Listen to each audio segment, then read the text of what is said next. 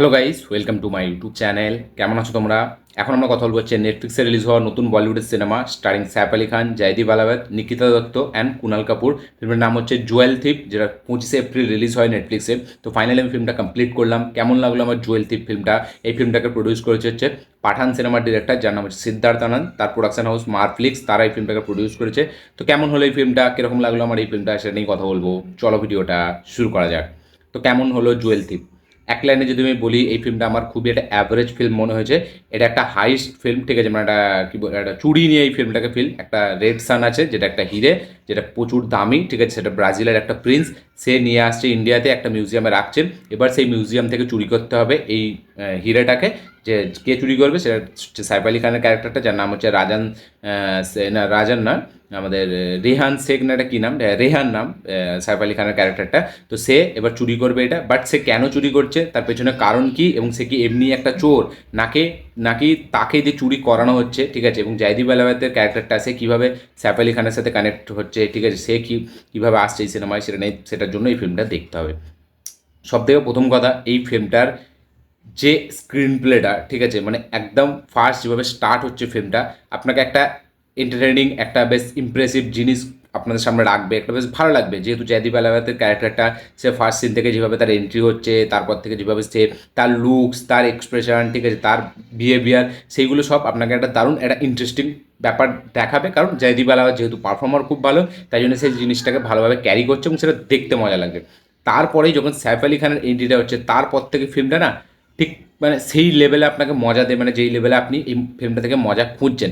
এই ফিল্মটার ট্রেলার বা টিজার সেটা কিন্তু দারুণ প্রমিসিং ছিল, এবং দারুণ কিন্তু খুব একটা ফিল্মটা দেখার জন্য একটা আলাদা এক্সাইটমেন্ট তৈরি করে দিচ্ছিল। বাট এই ফিল্মটা কিন্তু কোথাও গিয়ে সেই লেভেলে এক্সাইটমেন্টটা পূরণ করতে পারেনি।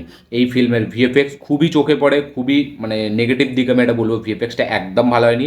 সিদ্ধার্থ আনন্দের ফিল্ম, ঠিক আছে, মানে ওয়ারে আমরা ভিএফএক্স দেখেছি, বা পাঠানে কিছু কিছু জায়গায় চোখে পড়েছিল, বা বাকি পাঠানে যে ভিএফএক্স সেগুলো অনেক বেটার। ফাইটারের ভিএফএক্স তো পুরো হলিউড স্ট্যান্ডার্ডের ছিল, বাট তার প্রোডাকশন হাউস থেকে এই ফিল্মটা আসছে, বাট এই ফিল্মের ভিএফএক্স কিন্তু খুব খারাপ।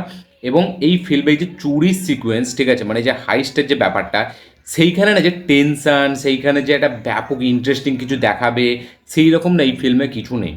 আমরা জানি যে একটা চুরি হবে, সেখানে তো ইন্টারেস্টিং হবেই কিছু। এবং যেহেতু আমরা হাইস্ট ফিল্ম বিশাল লেভেলে দেখেছি, মানে মিশন ইম্পসিবল থেকে শুরু করে, বা আমাদের রিসেন্টলি যদি আমাদের বলিউডের যদি কথা বলি, সব থেকে বেস্ট ফিল্ম হচ্ছে ধুম 2।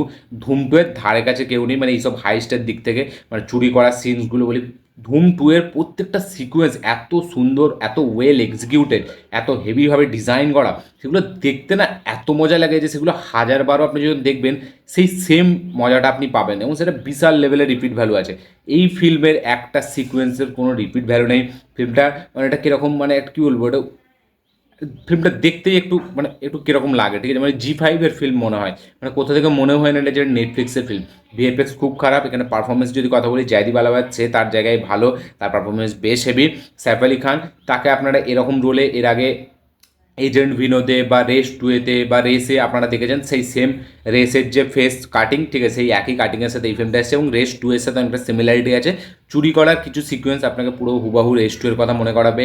লাস্টে একটা জায়গায় যেখানে ক্লাইম্যাক্সটা হচ্ছে, সেটাও অনেকটা রেস 2-এর কথা মনে করায়, ঠিক আছে। তো রেস 2 থেকে অনেকটা ইন্সপায়ার্ড, এবং সাইফ আলি খান তাকে এরকম চরিত্রে দেখতে ভালো লাগে, ঠিক আছে। মানে সে যেরকম কমেডি করে, সে যেরকম কথাবার্তা বলে, তাকে এইসব চরিত্রে মানায়। রেস 2 আমার তাকে বেশ ভালো লাগে, রেসে তাকে বেশ ভালো লাগে। তো এরকম চরিত্র সাইফ আলি খানের জন্য ঠিক আছে, বাট এইখানে তার ক্যারেক্টারটাকে হেভিভাবে লেখা হয়নি। এবং এইখানে মানে 2 ঘন্টার কাছাকাছি একটা ফিল্ম, মানে 2 ঘন্টাও নয়, 1 ঘন্টা কত 57 মিনিটের মানে একটা ফিল্ম, ঠিক আছে। বাট ফিল্মটার মধ্যে না সেরকম কোনো মুভমেন্টস নেই যে আপনি যেই মুভমেন্টসগুলো আপনি মনে রেখে দেবেন।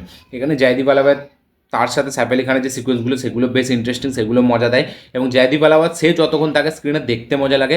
বাকি এখানে চুরির সিকোয়েন্স একটাই আছে, মানে একটা চুরিকেই দুবার করে করা হচ্ছে, বাট সেই সিকোয়েন্সগুলো না ঠিকভাবে মজা দিচ্ছে না আপনাকে, ঠিক আছে। মানে এমন একটা জিনিস হবে যেটা আপনি টেনশন বিশাল লেভেলে ফিল করবেন, বা সাইফ আলি খান এমন কোনো লুকস নেবে যেটা তাকে চেনা যাবে না। তো এরকম কিছু সারপ্রাইজিং মুভমেন্টস এখানে নেই, সারপ্রাইজিং এলিমেন্টস কিছু নেই।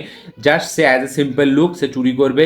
এবার আমরা জানি যে লাস্ট পর্যন্ত কী হতে চলেছে, খুবই প্রেডিক্টেবল একটা স্টোরি, ঠিক আছে। আমরা জানি যে সাইফ আলি খান সে নিজে একটা কিছু আলাদা বুদ্ধি করছে, এবং জয়দীপ আলাওয়াতের ক্যারেক্টারটা তাকে হারাতে হবে, ঠিক আছে। তো এইগুলো আগে থেকেই খুব জানা, বাট মানে এরকম কিছু একটা জিনিস থাকবে যেটা দেখে আপনি মজা পাবেন, একটা চুরির ফিল্ম থেকে, যে মানে চুরিটাকে যেভাবে করবে, এর থেকে ধুম 3-তে আরও বেটার ছিল। ধুম 3-তে চুরির সিকোয়েন্সটা দেখাতো না, বাট চুরির পরে যে সিকোয়েন্সগুলো দেখাতো সেগুলো বেশ ভালো।